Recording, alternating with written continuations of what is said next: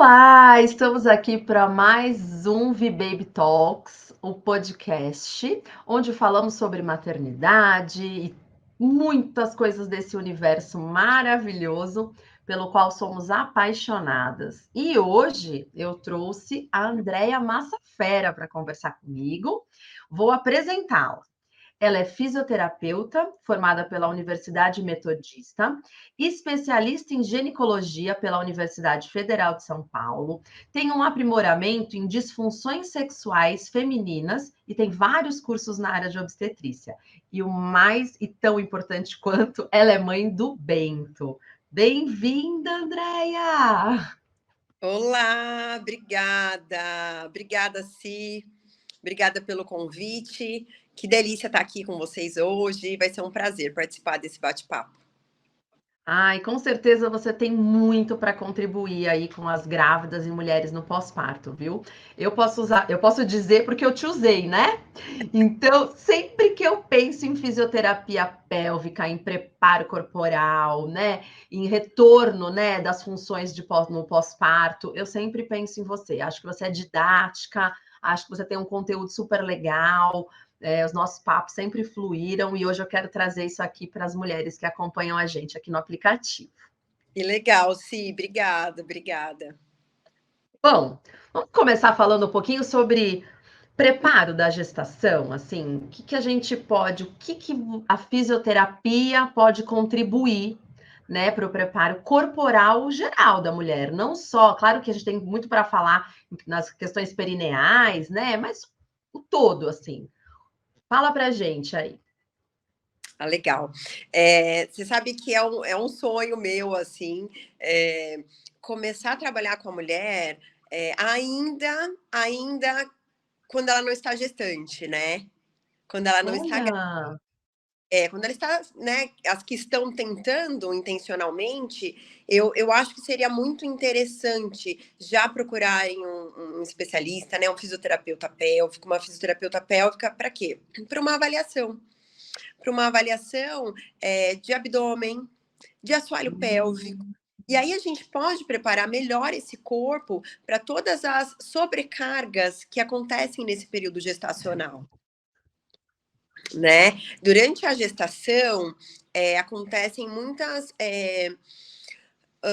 adaptações fisiológicas, né? Adaptações fisiológicas que fazem parte. Essas adaptações são hormonais, ligamentares, são articulares e musculares.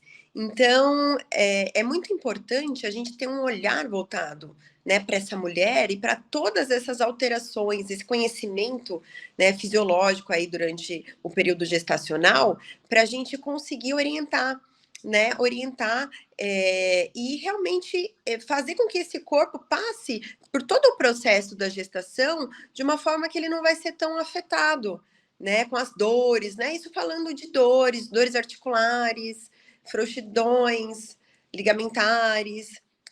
E então o ideal seria realmente a gente começar aí preparando essa mulher antes, né? Até no caráter mais informativo mesmo da coisa, né? E exercícios preventivos para dores, preventivos para dores pélvicas, dores na coluna, que é uma queixa bem comum, bastante comum na gestação, né?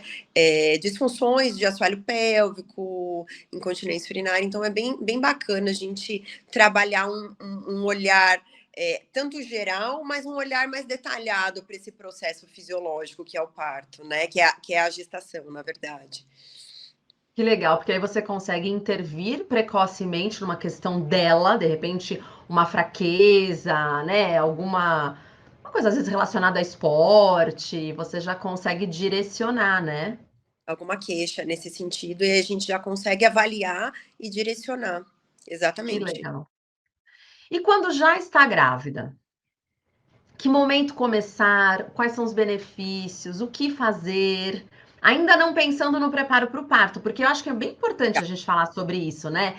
Porque muitas vezes eu vejo as mulheres se preocuparem com, você tem alguma fisioterapeuta para me indicar no fim? Quase lá por Tá, 30 e muitas semanas, né? perfeito. Então, legal. Se essa sua colocação foi assim ótima, porque isso é uma questão que está melhorando, né? Mas é uma questão cultural. Ah, eu preciso de fisiopélvica para me preparar para o meu parto normal. E não é bem por aí, né? A gente precisa pensar, como eu acabei de falar para você, em toda a estrutura, né, desse corpo, e toda a adaptação que ele vai precisar passar esse corpo durante, né, esse período gestacional, esses 9 meses, que assim, são 9 meses, é uma mudança muito brusca em 9 meses, né? O corpo tá aí trabalhando ao máximo para formar o embrião que vai virar o feto e que vai dividir realmente esse corpo com a mulher, né? Então, é legal a mulher vir para a gente logo no início, como eu falei para você, até antes, né? Num quadro de muita conscientização dos profissionais da saúde, da classe médica, das mulheres. Mas, assim, é um ganho que a gente já está tendo das mulheres nos procurarem, né? Que a gente Sim. é um ganho que a gente vem experimentando isso, as mulheres mais conscientes e mais informadas, querendo realmente buscar mais. E você lembra que a gente já está nesse meio há algum tempo, quando E a gente indicava, as mulheres falavam: "Mas por quê?". por "Não, quê? porque vai te ajudar nisso, nisso e nisso". Hoje não, hoje elas já chegam perguntando, pedindo uma indicação. Então a gente vê que isso já mudou, graças a Deus, né? Perfeito, sim. Perfeito. Isso já mudou, pode mudar mais. E como você havia me perguntado no início, a gente pode trabalhar muitas coisas, né, durante a gestação. A gente pode trabalhar exercícios de fortalecimento, a gente pode ver aonde que essa mulher tem dor, né? A gente pode prevenir a diástase, né? Pós-parto, é óbvio que durante o processo de gestação existe uma diástase fisiológica. Diástase, para quem não sabe, é o afastamento da musculatura abdominal, né? Que acontece pelo aumento, realmente, pela distensão do abdômen que acontece na gestação, até para esse bebê poder crescer e ser gerado. Mas é um músculo que a gente precisa ficar de olho, né? E aí a gente fala assim, não só o músculo, mas a postura e como a mulher está se relacionando com isso em relação a dores, né? Então, é um pouquinho mais complexo do que chegar só nas 35 semanas e falar, ai, 33 semanas eu quero me preparar para o parto normal. Então tem todo um trabalho de conscientização, né, corporal, uma conscientização perineal também, né, que a gente começa aí antes de ter esse trabalho aí mais específico de assoalho pélvico para o parto, a gente começa um trabalho também de assoalho pélvico, antes, né? Antes, no primeiro e segundo trimestre, mais ou menos isso. Mas a mulher pode começar assim que o médico liberar. A gente sempre trabalha em conjunto com o médico, com a liberação, com a autorização médica, geralmente após as 12 semanas. Alguns médicos até nos liberam antes, estando tudo bem, né? Então, para uma gestante de baixo risco, quanto antes ela começar, melhor. E mais perfeito ainda se ela viesse para nós ainda sendo tentante, né? Nossa, que legal. Bem. Sim, muito, muito importante falar sobre isso, assim, às vezes as pessoas me perguntam, isso você já sabe, eu tenho certeza que você lembra que eu te contei isso, mas quando alguém me pergunta assim, mas faz diferença fazer fisioterapia pélvica, né, na hora mesmo do parto? Eu quero entrar nesse assunto de assoalho pélvico agora com você, mas eu Legal. quero contar para quem está ouvindo a gente, que eu digo assim, olha, eu vou responder sua pergunta com um fato que me aconteceu. No momento que eu estava com dilatação total, já no período expulsivo, a doula e a minha enfermeira obstetra olharam para mim e falaram assim: Cíntia, tá nascendo, já tô vendo a cabecinha, coloca a mão. Eu coloquei a mão assim, eu senti assim a cabeça, o cabelo. E Ai, aí eu falei assim, não, foi muito legal que eu falei assim, gente, pega, agora eu sei, eu vou fazer igual a Andrea me explicou. Foi muito legal, porque a gente faz o Epinou, né? Que você vai falar um pouco sobre isso, que e assim, é exatamente igual. Eu lembrava assim do respirar em J e aí soltar o ar, não é empurrar, não é força, é relaxar, é deixar passar, é abrir. Diferente da força. E eu acho que essa conscientização com certeza foi o nosso trabalho, né, ao longo da gestação, e a gente fez muito, que me deu, assim, quando alguém pergunta, eu falo: "Ó, deixa eu te contar uma história". Eu parei tudo no parto para dizer assim: "Agora eu sei o que que eu tenho que fazer e como".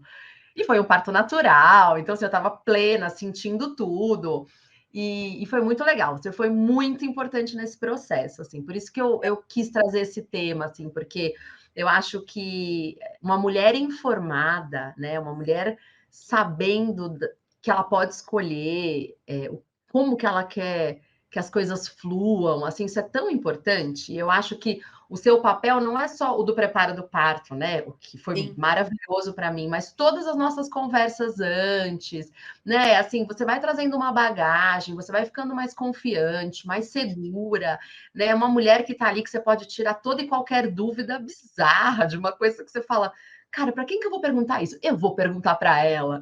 Então eu acho que tem muito da relação também, né, eu acho que essas mulheres apoiando mulheres é faz muito uma diferença tremenda.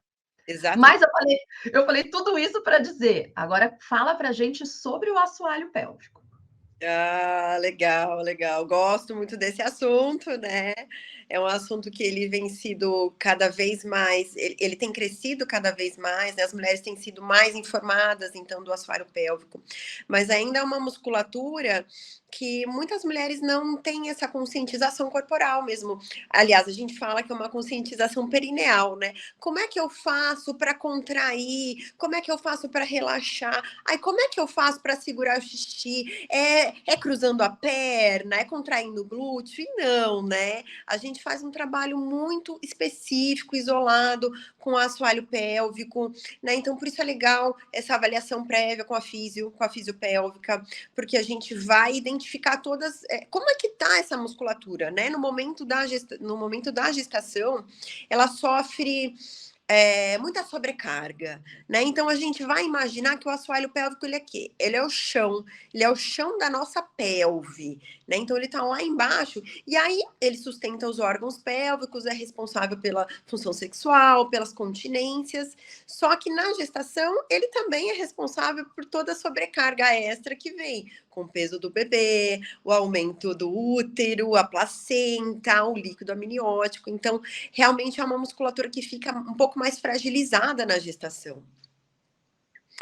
Por isso que é muito comum a gente ouvir as mulheres falarem: ai, não, mas eu perco, né, urina quando eu tuço, eu espirro, tal. Na gestação, isso é comum, mas não é normal. A gente não pode tratar isso como sendo normal. Ah, não é normal na gestação, não é normal. É comum as mulheres terem queixa por conta dessa sobrecarga. Então, o nosso trabalho, ele começa realmente muito antes desse trabalho para o parto normal. Por quê? Eu vou trabalhar em dois momentos diferentes. No primeiro momento, que é aí no primeiro e segundo trimestre, a gente trabalha pensando em prevenção de incontinência, em fortalecer, entre aspas, esse músculo, porque é um músculo, há muita controvérsia sobre isso. É um músculo Sim, que, teoricamente, ele não pode ser fortalecido, né, durante a forte gestação. demais. Portanto, exatamente, por conta das sobrecargas, né? Mas a gente precisa trabalhar uma boa conscientização, porque tem mulher que chega não sabendo nem como segura o xixi, de fato. Acha que é cruzando a perna, que é contraindo o glúteo, e não é. E não é, né? Então a gente precisa trabalhar essa musculatura isolada, uma conscientização, uma consciência perineal dessa musculatura para a gente conseguir prevenir aí essas incontinências que podem surgir durante a gestação e no pós-parto, claro. Então, despertar essa conscientização e também a gente trabalha aí, lá depois, após as 30 semanas, com todo o preparo do assoalho pélvico para, né, o parto normal. E aí a gente trabalha com associando técnicas, né, como a massagem perineal, que é para alongar, a gente vai conseguindo sentir, né, se essa musculatura está tensa, onde tem pontos de tensão, se tem tender points, trigger points, como a gente vai soltando essa musculatura, realmente para preparar para o parto e com o Epinô. Eu trouxe ela até aqui, Ai, que legal, que é, legal. que é um aparelhinho também que a gente usa, né, durante. Epinou. a Vou fazer gestação. uma declaração para você, Pinô. Te amo e te odeio. É Exa isso. Eu te amo e te é odeio. sim, você definiu muito bem, é muito bem. Eu falo isso para as pacientes: "Olha, é uma relação de amor e ódio, tá, mas assim, no final, você vai ver que valeu a pena, o benefício, Nossa, o custo-benefício vale a pena, né". Então esse aparelhinho, ele significa não episiotomia, e a gente usa ele, né, para alongar a musculatura da região do assoalho pélvico. Aqui eu tô aumentando para vocês verem que ele fica um balãozinho inflado e ele chega ao limite máximo dele, né? Ele simula aí a cabeça, o perímetro cefálico do bebê. E a gente começa treinando com ele a partir de 33, 34 semanas, e a gente vai alongando toda essa região, né, que vai sofrer aí um estresse no momento do parto. Então a gente começa esse treinamento antes dessa musculatura, para que lá no momento do parto não aconteça a laceração, ou se acontecer que seja o grau 1, né, um grau menos lesivo possível, né? É, e também prevenção de episiotomia, que é um pouco controverso, né, Cíntia? Mas a gente já vai entrar daqui a pouco nesse tema também. Mas esse aqui é o nosso queridinho Epinô, queridinho, amado e odiado ao mesmo tempo, né? total. Mas ele tem seus benefícios, então vale a pena, né, nesse final de gestação, a gente começar a trabalhar com ele, porque realmente nós temos ganhos incríveis com ele. Sim. É chato, mas é bom. É chato, mas é bom. Exatamente. Você você falou uma coisa que eu com certeza quero falar, que é sobre episiotomia, né, versus laceração. Acho que tem bastante coisa para a gente falar aí para quem está nos ouvindo. Mas, na tua fala anterior, eu pensei em infecção urinária. Ah, Uma legal. dica, né, porque, assim, é tão comum a infecção urinária, né, nas gestantes, e a gente sabe que infecção urinária pode levar até um trabalho de parto prematuro, Maturo. né. Então você tem alguma dica aí de fisioterapia, como a gente se portar, o que a gente faz, né, que a gente pode fazer, o que a gente não deve fazer para evitar? Uhum. Você tocou num ponto super importante, assim, infecção urinária, assim, é bem importante na gestação, quando a mulher já está com sintomas, né, ou quando ela já foi diagnosticada com infecção urinária, a gente não intervém, a fisioterapia não intervém, a gente é um tratamento médico, com antibiótico, enfim, o medicamento que o médico vai passar. Mas o que a gente pode fazer para prevenir, né? Então, não segurar a urina por muito tempo. E a natureza, eu falo assim, que Deus é tão sábio, que a natureza da mulher é tão maravilhosa, que assim, na gestação a mulher não consegue mesmo segurar a urina muito tempo, né? Quem já foi gestante sabe, gente, não dá, né? De tempos em tempos a gente precisa ir ao banheiro, né? Então isso é maravilhoso, porque aquela urina mais antiga, que acumula mais bactéria e tal, ela é eliminada com mais frequência. Então, não segurar a urina por muito tempo, né? Essa é uma recomendação. Ao urinar, né? Esvaziar bem a bexiga, então sempre descer a calcinha até no tornozelo, né? Fazer uma posição um pouquinho mais inclinada para frente, sentar no vaso sanitário mesmo, para não ficar aquela musculatura, né, de membro inferior, de glúteo, tudo ali querendo trabalhar, querendo contrair. Então, mulheres, né, levar um higienizador de assento para quando for, né, usar o banheiro fora, para sentar e relaxar mesmo. Só levantar, porque a gente na correria, né? Só levantar Sim. depois que terminou. Na correria a gente quer fazer tudo rapidinho, acaba nem urinando, esvaziando a bexiga direito. E sempre, ao limpar, né? Nunca, sempre isolar, né? Limpa na frente, nunca de trás para frente, né? Só encosta o papelzinho na frente, sem fazer movimentos. É muito líquido, né? Tomar muita água, enfim, muitos líquidos ajudam também. Você tocou num ponto importante, né, porque eu tenho 2 filhas, né, 2 meninas, e eu sempre vejo as pessoas falando e assim, caiu no comum dizer que a gente tem que limpar de frente para trás, É, né. E na verdade eu também ensino isso, eu falo assim: "Você encosta e limpa ali, só, não exa é nem de frente para trás, nem de trás para frente". exato. Você, né, olha só, Isso é uma coisa bem importante. E outra coisa que você falou que me chama muita atenção, essa coisa de descer a calça, a calcinha até a altura do tornozelo. Porque a gente, querendo Tá? ou não, a gente dá uma forçada na perna para segurar a roupa, e aí tem uma musculatura tensa ali na perna, e isso reverbera no resto, né? Totalmente. Aí o Internamente. relaxa como tem que relaxar para a urina passar, né? Não relaxa para a uretra abrir, né? E para a urina sair completamente, esvaziar completamente a bexiga, né? Então, isso é bem importante também. E é legal, então, dizer para as mulheres também que terminou o xixi, tenta mais um pouquinho, vê se tem uma sobrinha ali, né? Porque às vezes não tem isso, para meio, tá, acabou. Não, pera, deixa eu ver. É Acabou mais mesmo. em si, ao invés de. É mais sentar, relaxar e deixar sair, né? Porque se às vezes Boa.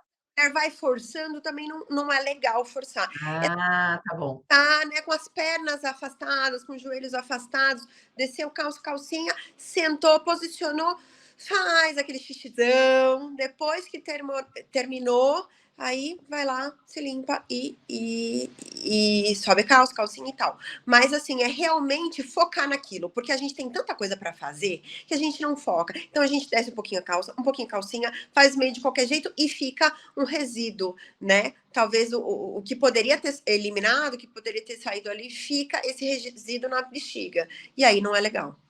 Nossa, muito boa essa dica. Muito bom. Agora vamos entrar no assunto polêmico, que eu acho que é um assunto que muita gente que escolheu, vou ouvir esse podcast, já fala de certeza que elas vão falar de episiotomia e laceração. Vamos falar sobre isso? Vamos falar, vamos falar. Ahn, Quer perguntar, sim? Bom, a gente ainda vê médicos que falam que fazem episiotomia porque nunca tiveram problemas. Aí, infelizmente, a gente escuta isso. E eu falo, como é que ele vai ter problema, né? Não é ele, não corta ele. Então, Exatamente. assim, né? Não ele vai ter problema, mesmo quem vai ter problema são as mulheres. Exatamente. Mas, então, assim, a episiotomia hoje é considerada uma violência obstétrica, né? A episiotomia não tem nenhum dado científico que fale para a gente assim, ela é benéfica por esse aspecto. A episiotomia vai trazer isso aqui de bom. Mas a gente vê a dispareunia, que é dor na relação sexual, né? O risco da mulher depois ter um comprometimento dessa área em relação à inflamação e infecção. Quer dizer, a gente tem pontos num lugar onde tem fezes e urina muito próximos, né? Então vamos falar um pouquinho sobre isso. É, claro, não, muito, muito bem colocado, é um tema super importante, né? A episiotomia, ela, ela, ela foi muito usada, né? Foi muito utilizada como prática clínica, os médicos precisavam sair, né, da residência aprendendo como é que fazia episiotomia e as mulheres acabavam sendo aí as cobaias, né?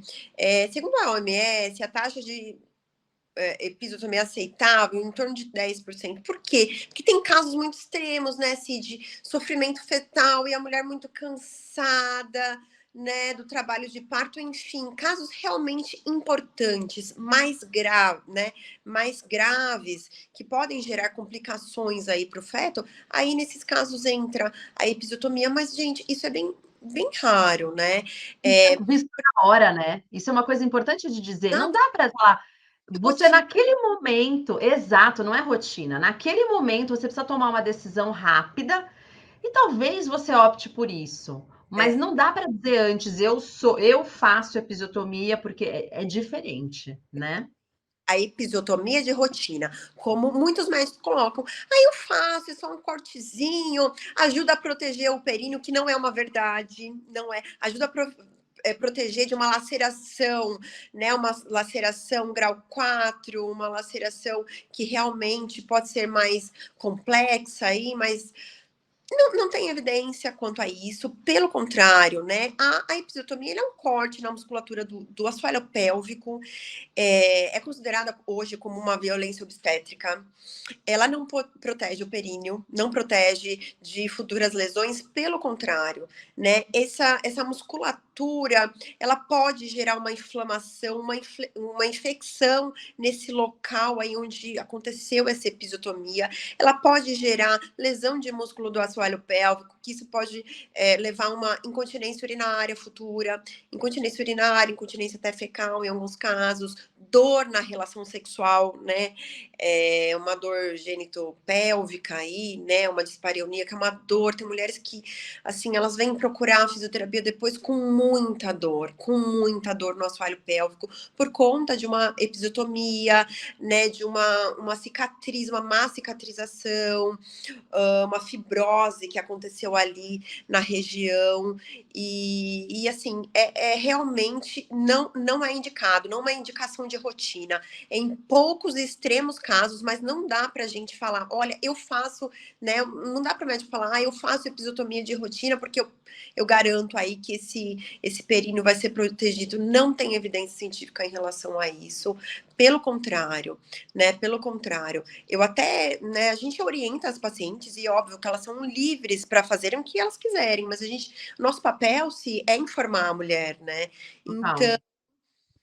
eu já começo perguntando, olha, a sua equipe, seu médico, ele costuma fazer episiotomia, né, de forma rotineira, como que é? Quando a mulher fala que ele faz de forma rotineira, então a gente já levanta uma bandeira, né, assim, um ponto de atenção, na verdade, fala, olha, se é rotina, se é a prática clínica do médico, a gente vai trabalhar seu assoalho pélvico, a gente vai fazer os exercícios, a gente vai preparar através do epinô, da massagem perineal, mas se ele faz como prática clínica, aí você teria que conversar com ele, né? Para se realmente, nesse caso, desse preparo para parto, se ele vai continuar fazendo, se ele vai fazer ou não. É complicado. Mas as mulheres que elas já têm um acompanhamento, muitas vezes com médicos, com equipes preparadas, com equipes que fazem parto humanizado, realmente eles não. É muito raro, eles não fazem. Geralmente não fazem, né? Mas aí, epísio versus laceração, né? Então, epísio, o médico vai e corta para o bebê poder sair, para a cabeça do bebê poder passar e ele poder acontecer o parto, né? Lá no finalzinho, depois que já aconteceu todo o trabalho de parto, no período expulsivo que isso acontece, né? Quando o bebê realmente vai nascer. Agora, a laceração, ela é diferente. A laceração, o médico não vai cortar o músculo. Ela se rompe, é quando o músculo se rompe e lacera espontaneamente. Então, nós temos níveis de laceração, que vai do grau 1 até o grau 4. O grau 1 é o mais superficial de todos, ele pega ali a pele, a mucosa, muitas vezes não é necessário nem dar ponto, né? Cuidando, né, direitinho, esse períneo ele já fica completamente aí no seu estado normal. O E laser atua muito bem na sala de parto, nessa questão. A gente logo faz muito. mais o laser é cicatrizante, né? O laser eu sou fã. É. Grau 2, né? Uma laceração que ela já pega a parte muscular. Então, ela é mais ou menos como uma episiotomia, mas ainda assim é diferente, porque a musculatura se rompeu, ela se distendeu, ela se rompeu conforme a fisiologia dela, né? Conforme realmente aconteceu essa distensão mesmo, e ela foi e rompeu. Grau 3 e grau 4 já são um pouco mais graves, e aí seriam mais um caso cirúrgico no grau 4. Mas o que é importante a gente salientar aqui, que muitas mulheres que fazem esse trabalho, que têm uma conscientização, que estão com equipes que não fazem episiotomia de rotina, que já estão acostumados, né, a fazerem partos mais humanizados, essas mulheres elas têm a taxa de laceração muito, muito baixa. Quando acontece, né, às vezes não acontece o períneo íntegro das minhas pacientes, mesmo tendo feito o trabalho para o parto normal e tal, não acontece o períneo íntegro, mas que é sem nenhuma lesão, sem nenhuma laceração. Mas quando acontece a laceração é grau 1 e é super tranquilo, é super tranquilo. Então, ainda assim, preferimos, né, uma laceração do que uma episiotomia. Sim. E às vezes a gente se vê numa situação como profissional também bem difícil, porque às vezes né, o Sim. médico fala, não, eu faço. E aí a mulher pergunta pra gente, e agora? É indicado fazer? Não, a gente tem que dizer, olha, não é assim. Geralmente eu tento, olha, busca um artigo, vou te mandar, né, pra gente E se isentar. Não sou eu que estou dizendo, né? São as evidências científicas, não sou eu, né? Mas o que eu acho muito legal dizer aqui é que, assim, todos nós estamos em constante aprendizado, né? Todos nós estamos revendo a nossa prática todos os dias, melhorando uma coisa, fazendo uma coisa nova, deixando de fazer uma coisa que a gente fazia anteriormente. Eu, na amamentação, gente, se a gente deixar todo dia, sai alguma coisa nova. E o que, que é importante? É conversar. Porque eu já vi médicos que têm a postura do eu faço, que diante de uma determinada mulher que se coloca na posição eu não gostaria que fizesse, eles fazem um acordo entre eles. isso é ótimo. Né? Então é importante dizer, porque senão às vezes a mulher se dá por vencida. O meu médico faz, ponto. Logo eu vou ter que fazer e não tenho outra alternativa. E não é verdade. É É, importante saber que tem diálogo, tem que ter espaço para o diálogo, né? isso é muito bom, isso é muito importante, né? Perfeito, sim, exatamente isso, concordo. Né? E eu tô pensando aqui assim, tem quem pode, quem não pode fazer fisioterapia na gestação? Existe alguma quem pode assim, praticamente todo mundo, né? Mas existe contraindicação, tal, alguma contraindicação obstétrica, sei lá, alguma coisa que diga assim, não pode fazer fisioterapia pélvica, por exemplo, no fim da gestação, Uhum, ou sei lá, uma mulher em repouso, né? uhum. Talvez, imagina assim, repouso, cama, só levanta para fazer xixi. Talvez uma fisioterapia ali para ela seja muito bom, né? Mexer a articulação, tirar um pouco de dor, de tensão. Como que Exatamente. é assim em relação a isso? Ah, tem algumas contraindicações e, assim, a gente sempre trabalha em parceria com o médico, né, assim. Então, assim, a gestante estando bem, que é uma gestante de risco habitual, né, ela chega pra gente com a cartinha e indicação, recomendação médica de fisioterapia, mas, assim, tudo ok, tudo dentro dos conformes, sem, ela precisar estar de repouso. Agora, para uma gestante que já tem uma placenta prévia, né, uma pré-eclâmpsia, aí realmente fica um pouco mais restrita a nossa atuação. Óbvio que uma gestante que tem alguma contraindicação, uma placenta prévia, a gente não vai atuar, né, nessa área de períneo, de assoalho pélvico, não, isso é outra história. Mas, por exemplo, é perfeita essa colocação sua, assim, porque uma gestante que está acamada, ela precisa ficar acamada, é uma situação muito difícil para segurar esse bebê, para esse bebê poder, assim, ficar o máximo de tempo possível,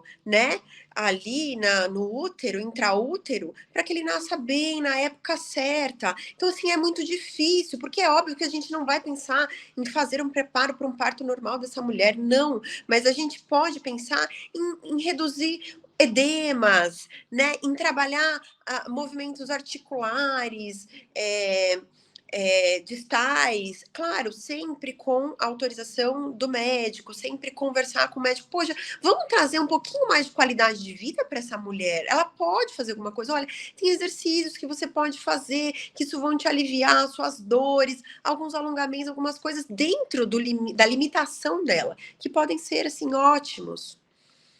Pode trazer muita coisa boa, né? Coisa boa num período muito delicado. Então, a gente trabalha só com indicação, né?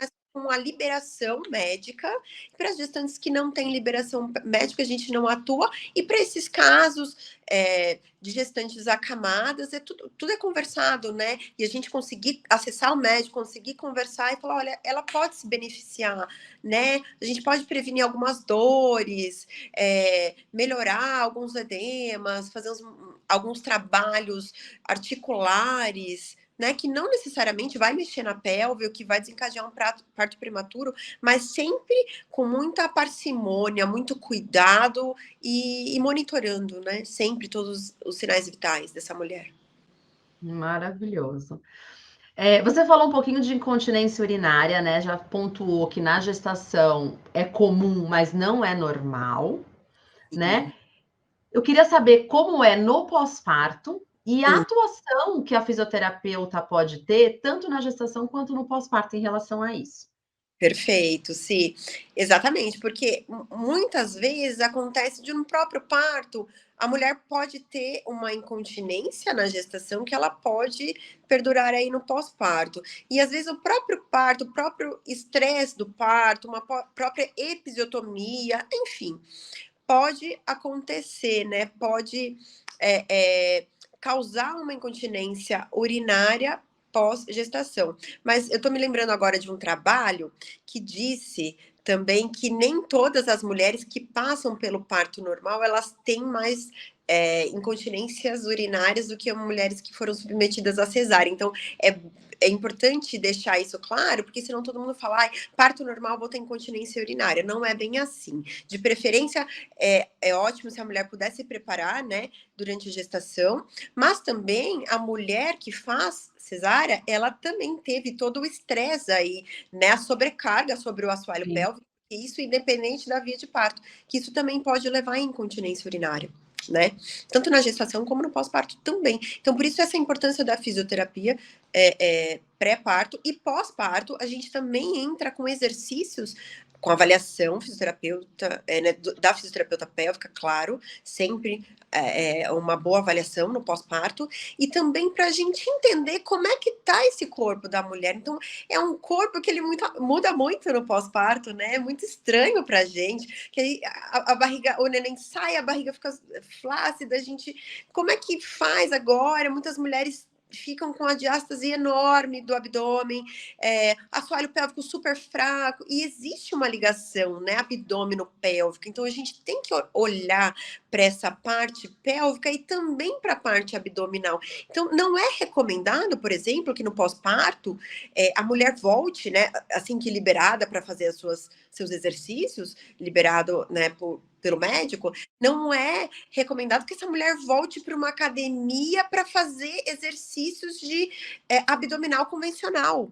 Não é liberado. A gente tem que trabalhar essa musculatura interna, a gente tem que avaliar essa diástase, a gente tem que trabalhar esse assoalho pélvico também, a gente tem que dar aí estímulos para ele entender que passou por todo um processo, que ele ainda está um pouco magoado, mas que vai voltar, que ele vai trabalhar um fortalecimento específico, direcionado, né, trabalhar em conjunto, abdômen, né, até chegar o momento de trabalhar abdômen e assoalho pélvico juntos. Então, é um trabalho muito importante pós-parto também, que a gente precisa olhar com individualidade e e com cautela também, antes de sair. Olha, eu quero porque a mulher, assim, no pós-parto, muitas vezes fica um pouco chateada com o corpo, né? Poxa, mas olha como eu era, olha como eu estou. Então, eu peço para vocês muita paciência, né? Porque um corpo que demorou aí 9 meses para ter toda uma adaptação fisiológica maravilhosa, para